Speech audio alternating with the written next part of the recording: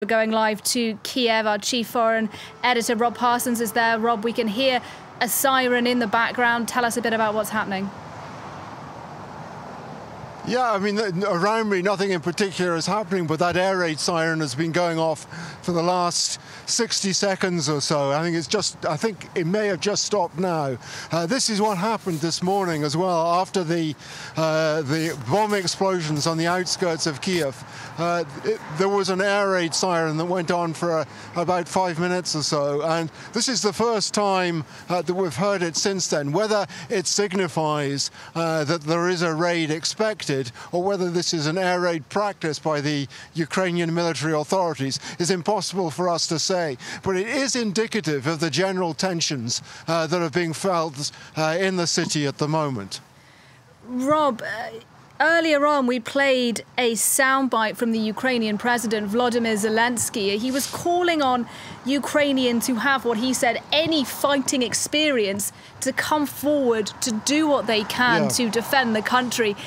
In the time that you've now spent in Kyiv, have you spoken to people who say, yes, we are willing to stand up and defend our country against Russian aggression?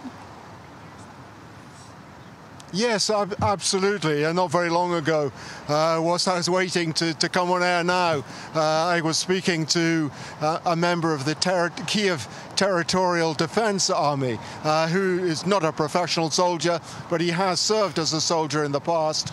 He said he was ready to go and fight. He was just waiting for the order to come from his commander. And there are many people like that. And indeed, yesterday, Ukraine announced the call-up of 36,000 reservists. This is a country which has over 1 million reservists now, people who in the last 8 years or so have acquired military experience fighting against Russian-backed separatists in eastern Ukraine, in the Donbass region. So there are plenty of people who can provide that sort of military backup to the army here. Many of them have been buying themselves weapons. There was a decree issued just a couple of days ago that said Ukrainians could carry weapons now, and the weapons shops in Ukraine, particularly here in Kyiv, have been selling out. So, you know, there is that. But the question, I suppose, will be, particularly for the military, is it's all very well to issue a call-up for all these people, but you have to be organised at the same time. You don't want them to get in the way of the main fighting force, the professionals, and that could be a concern. I remember, for instance, in 2008 in Georgia, when the Russian army invaded Georgia, there was chaos at the front because so many reservists were brought up to fight, and they didn't have sufficient training and sufficient control over their forces to operate in an efficient way, and they created more problems than they solved. So they will have to consider that, I think. Rob, just finally, you may have heard the reaction of some European leaders today saying that the harshest sanctions yet will be imposed on the Russian government. I wonder, from where you stand in Kyiv, whether people believe that is enough, or whether they want greater military assistance from the EU. Well, you know, the sanctions that have been imposed on Russia up until now have been intended as a deterrent. The deterrent has clearly not worked.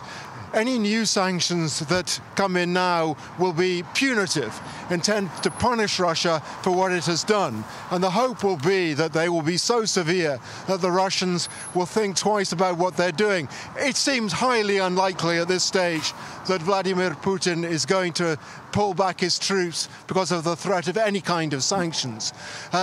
As to whether the outside world is prepared to come to military assistance to Ukraine, that's another matter. It's unlikely, as we've heard from the Americans, that any American or NATO troops will put their feet on Ukrainian soil to come to the assistance of Ukraine. But that doesn't mean there will be no military assistance. Earlier today, Boris Johnson, the British Prime Minister, was speaking about stepping up military aid to Ukraine, getting weapons into the country.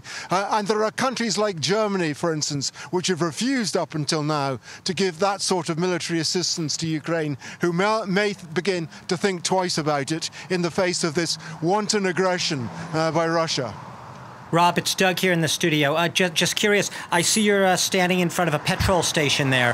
Have you seen a lot of activity, people Yes. rushing to fill their cars today, or any signs? I don't want to over-exaggerate exodus or whatever. People trying to get out, they're filling their cars. What are they trying to do?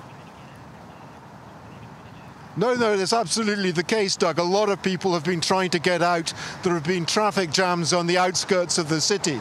And where I am now, as you rightly say, at this petrol station, there's a queue about 200 meters long. You know, some people are planning to get out of the city.